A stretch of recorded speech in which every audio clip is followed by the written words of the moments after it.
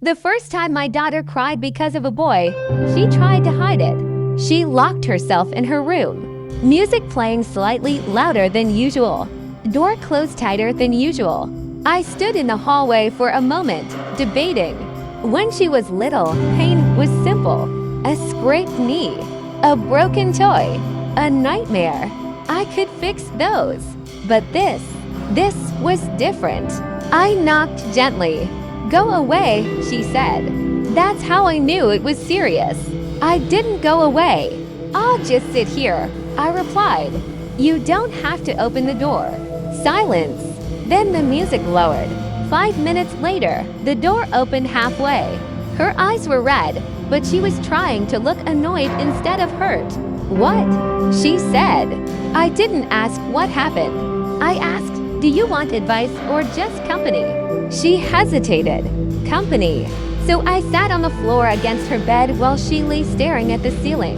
After a long pause, the words came out. He said I'm too much. Too much. I felt something sharp in my chest. Too much what?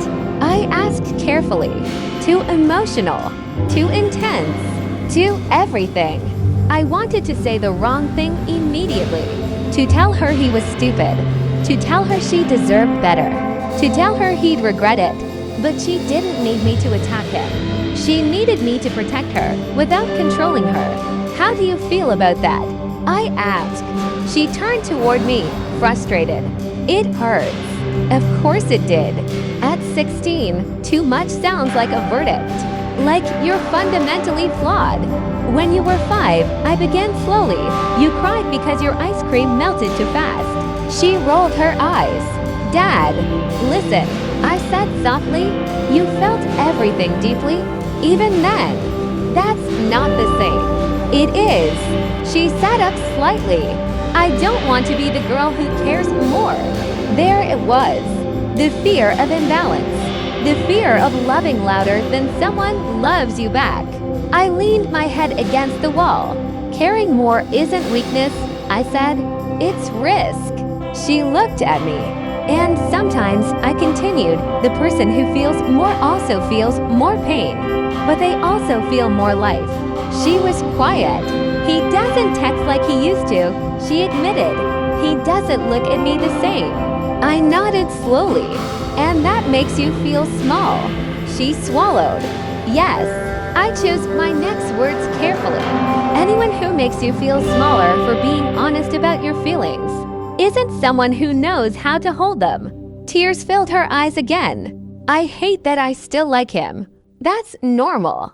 I wish I could just turn it off." "You can't," I said gently. "And you shouldn't." She looked confused. "Why not?" "Because the ability to care deeply is not something you want to lose. Just because one person couldn't match it." Silence again. Heavy, but healing. "When did you know?" She asked suddenly. "Know what?" "That mom was the one." I smiled faintly. I didn't know at first. I just knew that when I was around her, I didn't feel like I needed to shrink.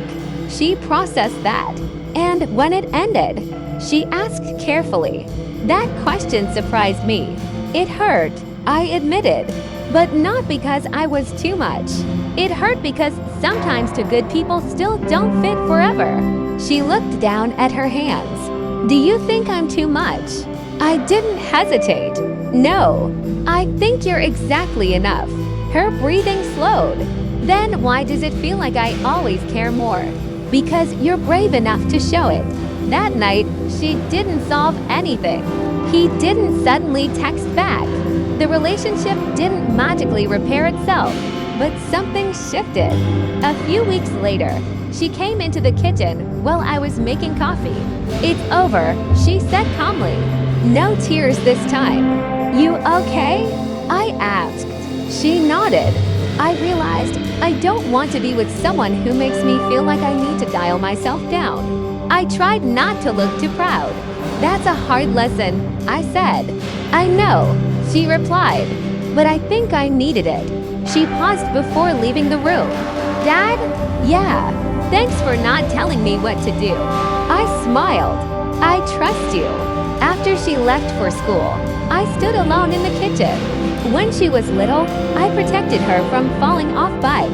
Now I was watching her navigate heartbreak, and I understood something new. Fatherhood doesn't stop at protecting your daughter's body. It continues with protecting her sense of worth. You can't choose who she loves. You can't prevent every hurt, but you can remind her, again and again, that loving deeply is not a flaw. It's strength. And someday, someone will see her intensity, not as too much, but as rare. And until that day comes, she will never have to shrink inside this house.